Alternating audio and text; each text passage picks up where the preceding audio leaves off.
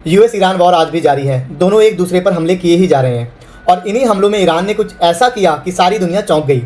Iran ने अपने एक ड्रोन का नाम रख दिया रैचल कौरी। आखिर कौन थी ये रैचल कौरी, चलिए जानते हैं। 16 मार्च 2003, जगह राफा, गाज़ा। एक 23 साल की अमेरिकन लड़की एक बुलडोजर के सामने खड़ी हो गई और उस दिन के बाद उसका नाम पूरी दुनिया ने सुना।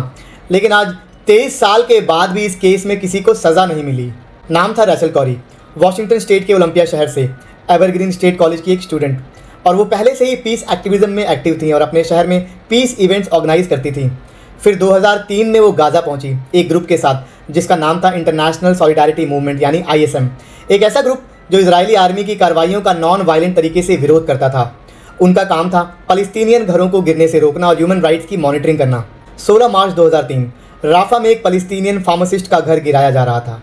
रैचल और 7 दूसरे एक्टिविस्ट वहां पहुंचे। आई विटनेसेस के मुताबिक वो घंटों से पीसफुल प्रोटेस्ट कर रहे थे। रैचल ने ऑरेंज जैकेट पहनी हुई थी ताकि बुलडोज़र ड्राइवर उसे साफ देख सके। ISM के बयान के मुताबिक जब बुलडोज़र नहीं रुका तो वो मिट्टी के ढेर पर चढ़ गई। बुलडोज़र आगे बढ़ता रहा और मिट्टी और मलबे के नीचे रैचल कौरी दब गई और अस्पताल पहुंचते पहुंचते उसकी मौत हो गई। अब यहाँ ध्यान से सुनो, क्योंकि इसके बाद 2 बिल्कुल अलग वर्जन सामने आते हैं। पहला बयान आया इजरायली आर्मी का। उसमें कहा गया कि बुलडोज़र बॉर्डर पर झाड़ियाँ हटा रहा था और बुलेट प्रूफ बुलडोज़र की खिड़कियाँ इतनी छोटी होती हैं कि ड्राइवर ने उसे नहीं देखा। फिर अप्रैल 2003 में जो फुल इन्वेस्टिगेशन आई उसमें कहा गया कि रैचल बुलडोज़र के नीचे आई ही नहीं बल्कि मिट्टी के ढेर से खिसका हुआ कोई सख्त चीज़ यानी कोई शायद कंक्रीट का टुकड़ा उसे जाकर लगा। रिपोर्ट्स ने इजरायली फोर्सेस को पूरी तरह से बरी कर दिया। वहीं दूसरी तरफ ह्यूमन राइट्स ग्रुप ने इस इन्वेस्टिगेशन को खारिज कर दिया। एमनेस्टी इंटरनेशनल ने कहा रैचल साफ तौर पर सिविलियन के तौर पर पहचानी जा सकती थी। वो ऑरेंज फ्लोरेसेंट वेस्ट पहने हुई थी और US स्टेट डिपार्टमेंट के एक senior official Colonel Lawrence Wilkerson, जो कॉलिन पावल के चीफ ऑफ स्टाफ भी थे, उन्होंने रैचल के पेरेंट्स से कहा कि उन्हें ये इन्वेस्टिगेशन ना तो भरोसेमंद लगा ना ही पूरी तरह से ट्रांसपेरेंट। आगे चलकर रैचल के पेरेंट्स ने इजराइल के खिलाफ सिविल केस दायर किया और उन्होंने डैमेजेस में मांगा सिर्फ $1 सिंबॉलिक तौर पर। पैसा नहीं, उन्हें जवाब चाहिए था।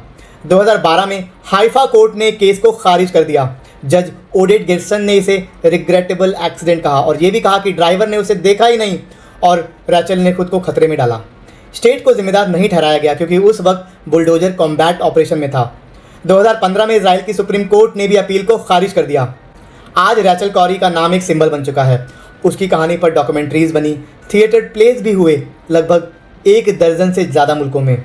रैचल कौरी के पेरेंट्स आज भी उसकी बात करते हैं, लेकिन 23 साल के बाद भी एक सवाल जवाब का इंतज़ार कर रहा है।